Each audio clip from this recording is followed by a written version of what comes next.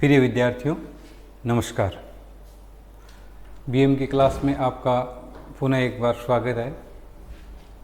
पिछली कक्षा में प्रबंध की प्रकृति में हमने पढ़ा था,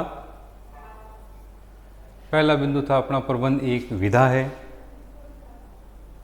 दूसरा बिंदु था अपना प्रबंध एक कला और विज्ञान है, और तीसरा बिंदु था प्रबंध एक पेशे के रूप में। इस प्रकार से अब किसी कड़ी के अंदर अपन अगला बिंदु आता है अपना प्रबंध की सार्वभौमिकता।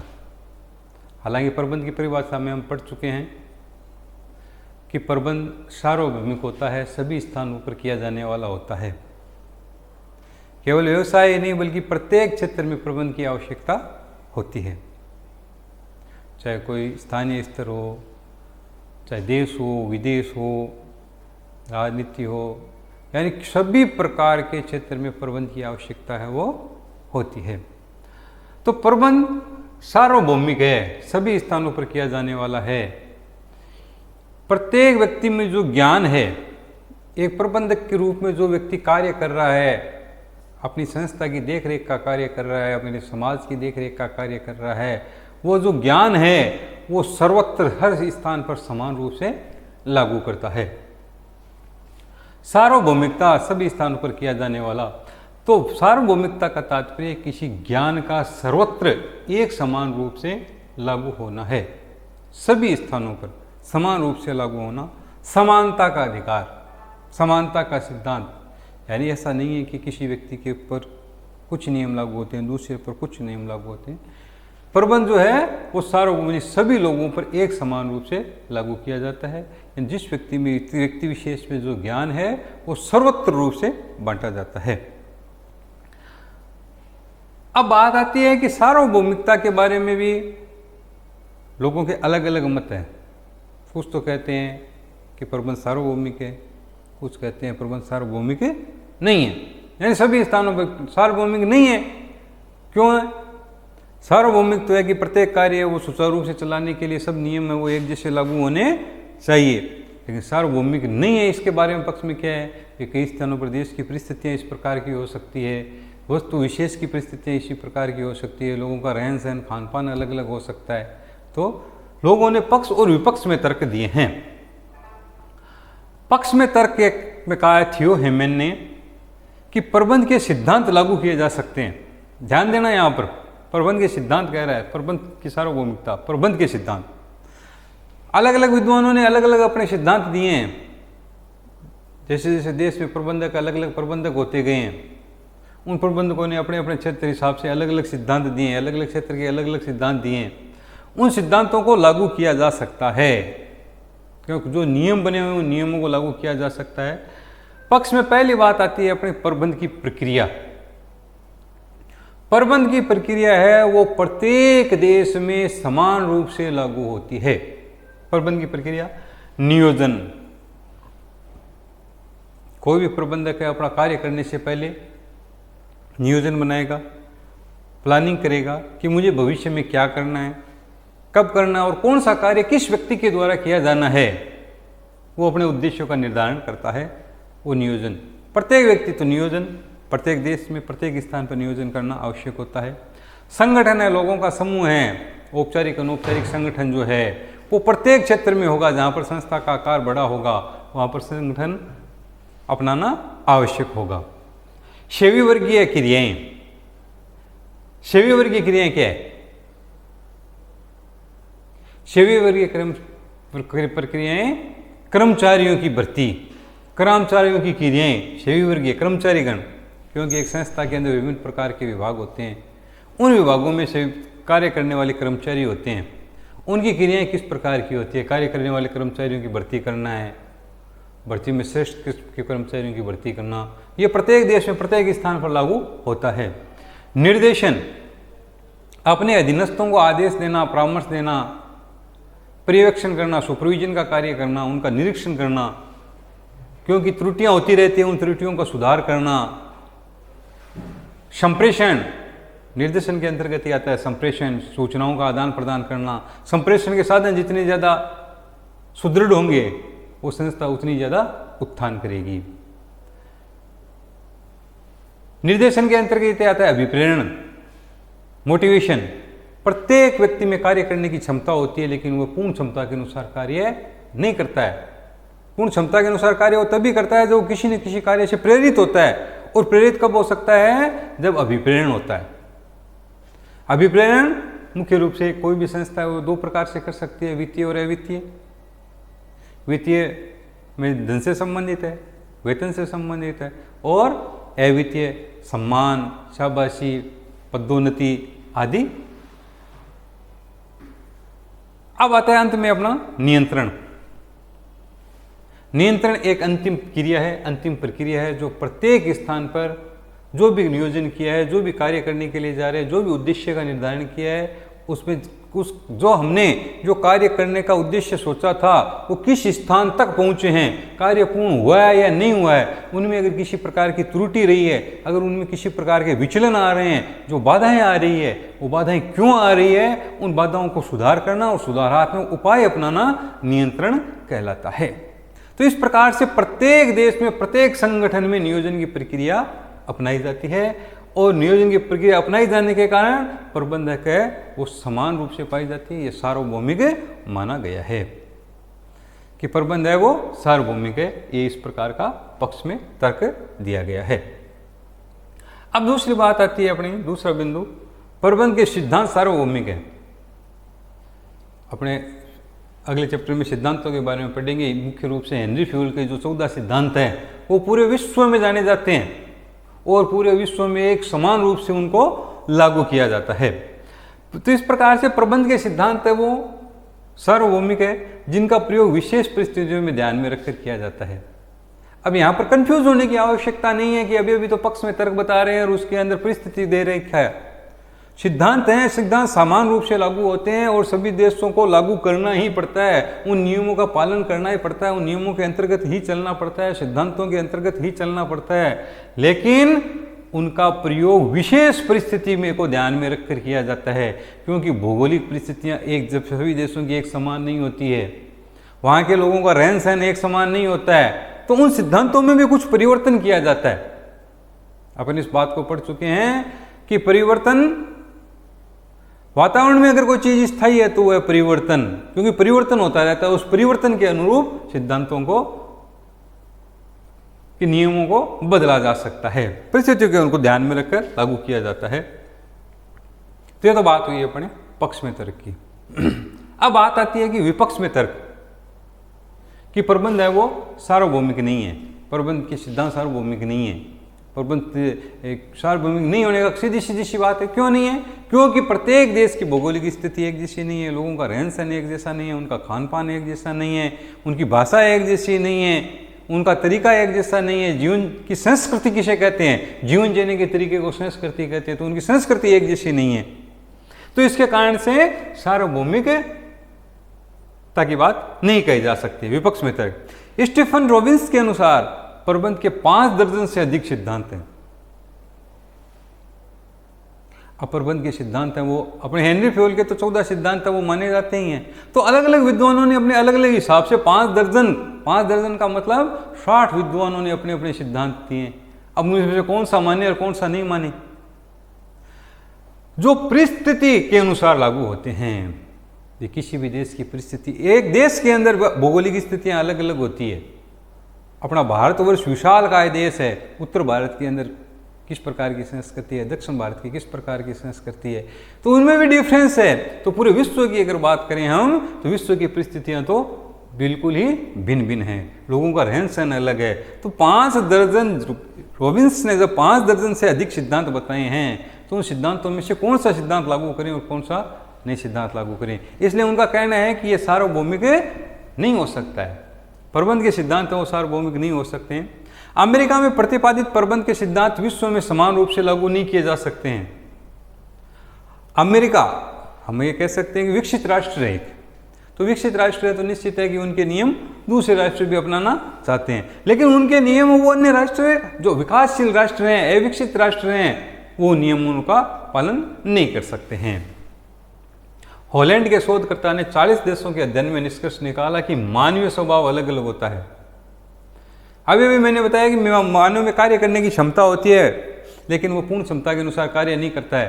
प्रत्येक व्यक्ति में कोई न कोई गुण अवश्य होते हैं, लेकिन वो अलग अलग क्षेत्र में अलग अलग होते हैं। तो उन सिद्धांतों को, कौन से सिद्धांत जो बनाए गए हैं वो सिद्धांत उन पर लागू हो रहे हैं या नहीं हो रहे हैं, उनके कार्य करने की क्षमता है या नहीं है, वो किस क्षेत्र में विशिष्टीकरण के गुण रखते हैं, उनके अनुरूप ही सिद्धांतों को लागू किया जा सकता है।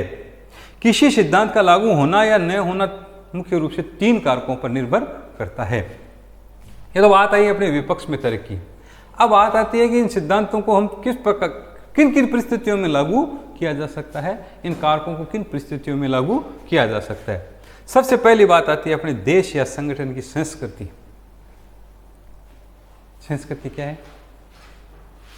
लोगों का जीवन जीने का तरीका क्या है, लोगों का रहन सहन किस प्रकार का है, लोग जीवन किस प्रकार से जीते हैं, उन जीवनों के अनुसार उन पर सिद्धांत लागू हो रहा है या नहीं हो रहा है। जो सिद्धांत बनाए गए हैं, 5 दर्जन जो सिद्धांत बताए गए हैं, उनमें से कौन सा और किस प्रकार के सिद्धांत लागू हो रहे हैं, ये लोग देश की लोगों की स्थिति किस प्रकार की है, उनकी संस्कृति किस प्रकार की है, उनकी जीवन जीने का तरीका किस प्रकार का है, उनका रहन सहन किस प्रकार का है, इस बात पर निर्भर करता है। संगठन का उद्देश्य, हालांकि संगठन में 2 प्रकार का होता है, एक औपचारिक और एक अनौपचारिक। औपचारिक होता है वो जो निश्चित नियमों के अंतर्गत होता है, संस्था के जो नियम बनाए गए उनके अंतर्गत होता है। अनौपचारिक संगठन वो स्वतः ही बन जाते हैं। अनौपचारिक संगठन के मुख्य रूप से उद्देश्य निश्चित है कि सभी के होते हैं। कोई भी व्यक्ति किसी भी प्रकार का कार्य करता है, कोई भी संगठन कार्य करता है, तो उसका निश्चित है कोई न कोई उद्देश्य होता है। व्यावसायिक संगठन और गैर व्यावसायिक संगठन, व्यावसायिक संगठन है वो उसका उद्देश्य लाभ कमाना होगा, गैर व्यावसायिक संगठन है उसका उद्देश्य केवल लोगों की सेवा करना होगा, वो अपने आय के साधन है वो सिर्फ प्रारंभिक खर्चों के लिए करते हैं। तो संगठन का उद्देश्य, संगठन कोई न कोई उद्देश्य लेकर अवश्य चलता है। किसी भी संगठन का अलग अलग प्रकार का उद्देश्य हो सकता है और उस उद्देश्य को ध्यान में रखकर सिद्धांतों को लागू किया जाता है। संगठन का प्रबंधकीय दर्शन, प्रबंधकीय दर्शन आजकल मुख्य रूप से पेशेवर प्रबंधक हो गए हैं। एक परिस्थिति इस प्रकार की जिसमें पारिवारिक प्रबंधक थे, पारिवारिक प्रबंधक के अंतर्गत पिता का पुत्र है वो प्रबंधक के रूप में कार्य करते हैं, पीढ़ी दर पीढ़ी चलता था। लेकिन आज हम पढ़ चुके हैं कि पीढ़ी दर पीढ़ी न होकर विभिन्न प्रकार की जो शिक्षण संस्थाएं हैं वो ज्ञान के जरिए प्रबंधक या जन्म ही नहीं लेते हैं बल्कि बनाए भी जाते हैं। अपने ज्ञान, अपने कौशल के आधार पर पद बनाए जाते हैं। तो प्रबंध के संगठन का प्रबंध के दर्शन किस प्रकार का है, नई तकनीक के अनुसार प्रबंध की प्रक्रिया किस प्रकार की है, नई तकनीक के अनुसार प्रबंध किस प्रकार से किया जाता है। तो ये परिस्थितियां भी इस प्रकार से लागू होती है कि प्रबंध सार्वभौमिक है। तो निष्कर्ष तौर पर हम ये कह सकते हैं, अब देखिए हमने पक्ष में तर्क में कहा कि प्रबंध सार्वभौमिक है, विपक्ष में कहा कि प्रबंध सार्वभौमिक नहीं है। यहाँ कंफ्यूज होने की बिल्कुल आवश्यकता नहीं है। पक्ष में जब बात करनी है तो पक्ष में ही करनी है कि हाँ प्रबंध के सार्वभौमिक होना चाहिए। विपक्ष की जब बात आती है तो विपक्ष में कि विपक्ष सही नहीं है, ये सार्वभौमिक रूप से लागू नहीं हो सकते हैं। लेकिन निष्कर्ष तौर पर हम ये कह सकते हैं कि प्रबंध सार्वभौमिक है, किंतु प्रबंध के सिद्धांत सार्वभौमिक नहीं है। प्रबंध सार्वभौमिक क्यों है? कि प्रबंध तो सभी स्थानों पर किया जाता है, तो ये प्रबंध सभी स्थानों पर जब किया जाता है तो सार्वभौमिक है, लेकिन सिद्धांत सार्वभौमिक नहीं है, क्योंकि प्रत्येक स्थिति में, प्रत्येक परिस्थिति में सिद्धांत है वो अलग अलग रूप से लागू होते हैं और अलग अलग रूप से लागू होने के कारण प्रबंध के सिद्धांत हैं वो सार्वभौमिक नहीं है। यहाँ पर पक्ष में भी बात आ गई और विपक्ष में भी बात आ गई, बल्कि परिस्थिति जन्य है। परिस्थितियां किस प्रकार की है, लोगों का रहन सहन किस प्रकार का है, भौगोलिक परिस्थितियां अलग अलग है, देश की आर्थिक स्थिति अलग अलग है, खनिज संपदा वहाँ की अलग है। तो इस प्रकार से इनके सिद्धांत हैं वो सार्वभौमिक नहीं है, लेकिन प्रबंध जो है वो सार्वभौमिक है। अब बात आती है अपनी कि प्रबंध के ज्ञान का स्थानांतरण निम्न तरीकों से किया जा सकता है। स्थानांतरण क्योंकि आज विश्व व्यापार है, WTO वर्ल्ड ट्रेड ऑर्गेनाइजेशन, विश्व व्यापार संगठन चल रहा है। पूरा देश, विश्व एक है, एक दूसरे देश को आवश्यकता होती है वस्तुओं की, एक दूसरे देश में अपने व्यापार किया जाता है, चाहे परिस्थितियां किसी प्रकार की क्यों ना हो, एक दूसरे देश को आवश्यकता होती है, एक दूसरा देश की सहायता करते हैं। तो एक दूसरे को स्थानांतरण, एक दूसरे देश में हम किस प्रकार से सार्वभौमिकता का सिद्धांत यहाँ लागू होता है कि हम किस प्रकार से लागू कर सकते हैं कि विकसित देशों के प्रबंधकीय साहित्य के अध्ययन एवं प्राचीनतम अध्ययन की व्यवस्था के शोधकर्ता के द्वारा। विकसित राष्ट्र, आज अमेरिका, जापान, रूस, ब्रिटेन, जो ये विकसित राष्ट्र हैं, इन विकसित राष्ट्रों में प्रबंध की व्यवस्था किस प्रकार की है, प्रबंध का साहित्य किस प्रकार का है, और प्राचीनतम अध्ययन पूर्व में सन 1800 में औद्योगिक क्रांति इंग्लैंड में हुई थी। हम ऐसा मानते हैं कि विश्व के अंदर इंग्लैंड में ही एक ऐसा देश है जहाँ पर औद्योगिक क्षेत्र था, वहीं से भी प्रबंध की व्यवस्था शुरू हुई है। तो प्राचीनतम व्यवस्था और वर्तमान व्यवस्था किस प्रकार की है, उनका अध्ययन करके हम उन नियमों को लागू कर सकते हैं। अविकसित राष्ट्रों के देश में प्रशिक्षण द्वारा। अविकसित राष्ट्र, अविकसित का मतलब है जो विकासशील है, जैसे भारत है, भारत एक विकासशील राष्ट्र है, विकसित नहीं हुआ है, विकास की ओर अग्रसर है, उन विकसित राष्ट्रों की तुलना कर रहा है। तो भारत में जो प्रबंधक हैं वो विकसित राष्ट्रों के द्वारा उनको प्रशिक्षण किया जा सकता है, यहाँ के प्रबंधकों को प्रशिक्षण विकसित राष्ट्रों में दिया जा सकता है और होता भी है। शिक्षण संस्थाएं हैं, वो विकसित राष्ट्रों में जो शिक्षण संस्थाएं चल रही है वो प्रत्येक क्षेत्र के अंदर अपना प्रशिक्षण प्रदान करती है, और यहाँ के विद्यार्थी, यहाँ के प्रबंधक जो हैं वहाँ से प्रशिक्षण प्राप्त कर कर वो यहाँ पर उनका ज्ञान का अवलोकन करते हैं।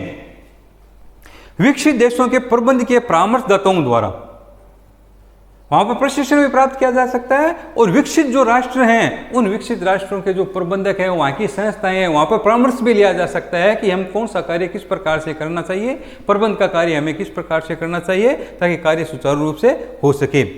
कम विकसित व्रत अध्ययन द्वारा। केस स्टडी, कम विकसित व्रत अध्ययन, केस स्टडी, वृत्तांत कि पिछले किस प्रकार की घटना घटित हुई, घटनाक्रम, तो ये घटनाक्रम वृत्तांत देकर भी इसको सुधारा जा सकता है। अब मैं आपको, ये अपने पक्ष में तर्क और विपक्ष में तर्क हो गए हैं, पक्ष में तर्क और विपक्ष में तर्क हो गए हैं, लेकिन एक व्रत अध्ययन, केस स्टडी एक वृत्तांत है, आपको एक शॉर्ट में अभी बताऊंगा मैं, आप अपनी पुस्तक में भी देखेंगे। अपना जो प्रथम चैप्टर है उसके अंत में केस स्टडी दी हुई है, उस केस स्टडी को पढ़ना। अभी शॉर्ट में बता रहा हूँ आपको कि एक अमेरिका, जापान की एक कंपनी थी, जापान की कंपनी साबुन बनाने वाली कंपनी थी। उस साबुन बनाने वाली कंपनी में एक साबुन के ऊपर रेपर होता है, रेपर को फेंक देते हैं, साबुन का प्रयोग करते हैं प्रत्येक व्यक्ति। वो रेपर है वो केवल खाली चला गया, यानी उसके अंदर साबुन नहीं था, और एक ग्राहक के पास चला गया। ग्राहक के पास चला गया तो कंपनी को ग्राहक ने शिकायत की तो कंपनी की किरकिरी हुई, अखबारबाजी हुई कि रेपर खाली चला गया। कंपनी प्रसिद्ध कंपनी थी, साबुन का मूल्य भी उस पर्याप्त मात्रा में था। तो ऐसी स्थिति में कंपनी की जब किरकिरी होती है, पब्लिसिटी जब कम हो जाती है, माउथ पब्लिसिटी ही काम करती है प्रत्येक क्षेत्र में, और जब पब्लिसिटी कम हो जाती है तो ऐसी स्थिति में उसकी साख गिर जाती है। तो कंपनी के जो प्रबंधक थे उन्होंने तुरंत असेंबली बुलाई, प्रबंधकों की जो अधीनस्थ प्रबंधक है उनकी मीटिंग बुलाई, उनकी मीटिंग बुलाकर कहा कि अब इस प्रकार की बात नहीं होनी चाहिए। तो प्रत्येक व्यक्ति से राय मांगी गई, तो प्रत्येक व्यक्ति ने अपनी अपनी राय दी। किसी ने कहा कि व्यक्तियों की नियुक्ति कर दी जाए, किसी ने कहा कि यहाँ पर बहुत ज़्यादा सतर्कता बरतनी चाहिए, और एक ने ऐसा कहा कि वहाँ पर एक्सरे मशीन लगा देनी चाहिए ताकि कोई भी है वो रेपर खाली जाएगा वो पकड़ा जाएगा। तो उसकी राय मान ली गई और एक्सरे मशीन लगा दी गई। बहुत उसका मूल्य भी अधिक लगा, एक्सरे मशीन का मूल्य अधिक लगा और प्रक्रिया शुरू हो गई। कुछ समय बाद में पुनः वही त्रुटि दोहराई गई, क्योंकि एक्सरे मशीन थी, वो तो मशीन है वो रेपर खाली चला गया, मशीन में वो पकड़ में नहीं आई, और पुनः किसी न किसी ग्राहक के पास वो पहुंच गई, और फिर ग्राहक ने कंपनी को शिकायत की, तो फिर कंपनी की किरकिरी हुई। फिर सभी की मीटिंग बुलाई गई, उच्च स्तर के, निम्न स्तर के, मध्य स्तर के सभी कर्मचारियों की मीटिंग बुलाई गई, और एक छोटे से कर्मचारी ने अपनी फिर पुनः राय दी। लेकिन एक छोटे से कर्मचारी ने एक राय दी कि यहाँ पर आपको कुछ नहीं करना है, जहाँ से साबुन पैक होकर जा रही है वहाँ पर एक तेज हवादार पंखा लगा दिया जाए, ताकि वो रेपर जहाँ से भी खाली रेपर जाएगा वहीं से वो उड़ जाएगा तो प्रश्न ही पैदा नहीं होगा कि खाली कोई रेपर जा रहा है। ऐसी स्थिति में हम ये कह सकते हैं कि छोटे व्यक्तियों की भी राय लेनी चाहिए। कोई उच्च स्तर के लोग होते हैं वो कोई श्रेष्ठ कार्य करते हैं, कोई तय नहीं है। निम्न स्तर के व्यक्ति होते हैं, वो भी अच्छी राय दे सकते हैं अपने अनुभव के आधार पर। तो इस प्रकार से हम केस स्टडी के अंतर्गत भी ऐसा बनाया जा सकता है कि उस कंपनी में इस प्रकार के कार्य किया, उसका वृत्तांत देकर और उसका वर्क अध्ययन कर कर कार्य किया जा सकता है। इस प्रकार से हम कह सकते हैं कि प्रबंध के सिद्धांत होते हैं वो तो सार्वभौमिक होते हैं, लेकिन प्रबंध सार्वभौमिक है, लेकिन प्रबंध के सिद्धांत जो हैं वो सार्वभौमिक नहीं हैं। उन्हें एक बार देखेंगे आप। धन्यवाद।